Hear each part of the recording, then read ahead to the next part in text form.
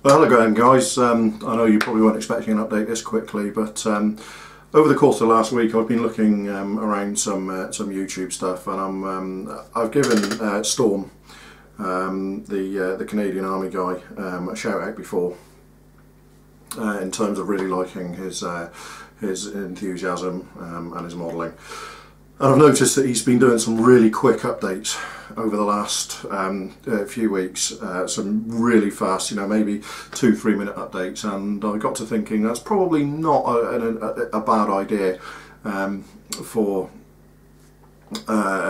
getting back in the swing of doing some videos and stuff. So anyway, I've decided to do a few, see if I can get into the swing of doing a few quick updates. So what I'm going to do is show you where I am currently. Now, as we discussed the other day, my current project is the Panda Objekt 279, the tank designed for a nuclear war, essentially, in the late 50s in the Soviet Union. So if we go over here to the other camera, I'll show you where we've got to.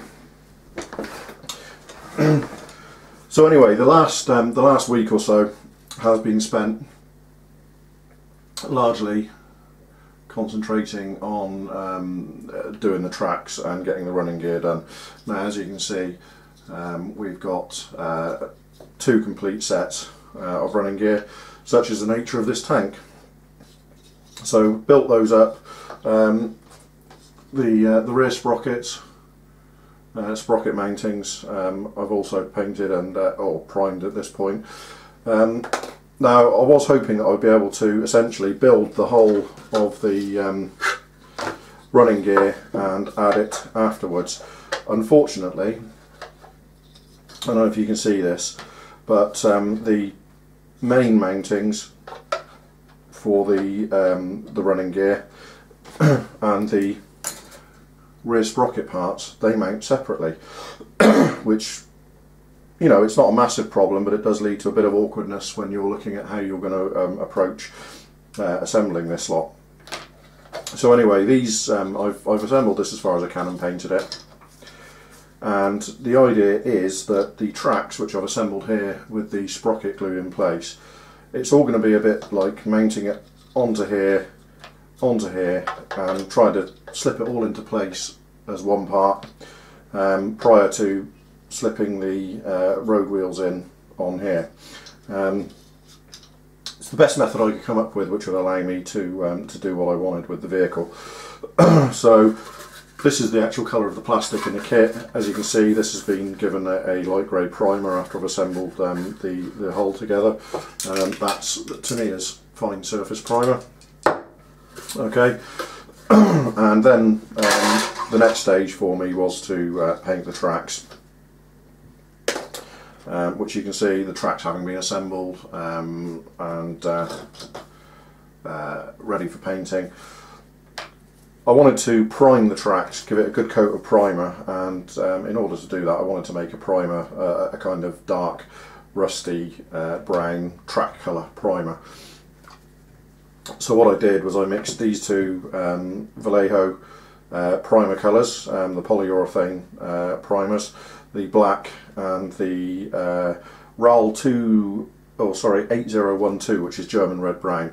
I mixed those together, mixed a big pot of those together, like so, to make a big pot of this dark rusty brown sort of colour, and then liberally coated the tracks with those, left it to dry for a while, and then I literally got together as many different sort of browns and rusts and stuff like that as I could.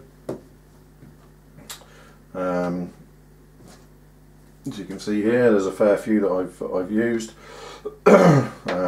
including a couple of the Vallejo washes, the sepia shade.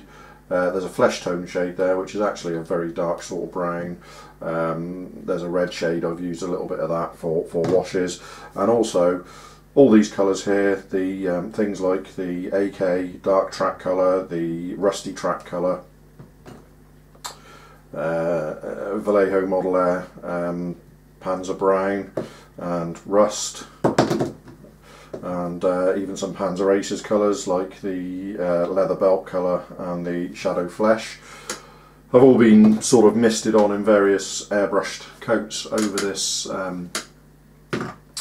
over the tracks afterwards to give a sort of variegated pattern, which probably doesn't show up too well in the on camera, but is actually there in real life. So that's those where they are at the moment, and then I wanted to add some more washes and things like that, and then I will be, excuse me a second while I look for